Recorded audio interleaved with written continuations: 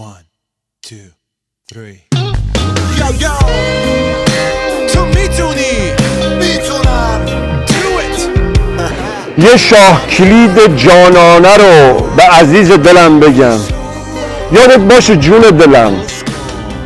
انگیزه است که زندگی انسان رو میسازه.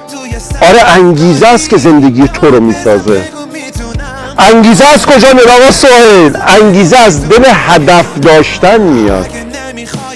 انسانی که هدف نداشته باشه یه آدم مرده است.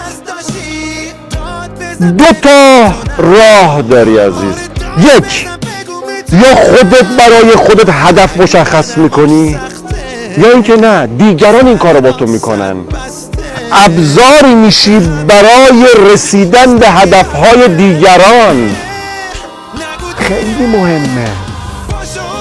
تو لیاقتت ابزار بودن نیست. بیدار شو و یه فکری به حال زندگیت کن. یه هدفی رو مشخص کن برای رسیدن بهش. هدفهای کوتاه مدت، هدفهای کوچیک. برای فردا برنامه‌ت چیه؟ هیچ کس نمیدونه. تو لیاقتت ابزار بودن نیست.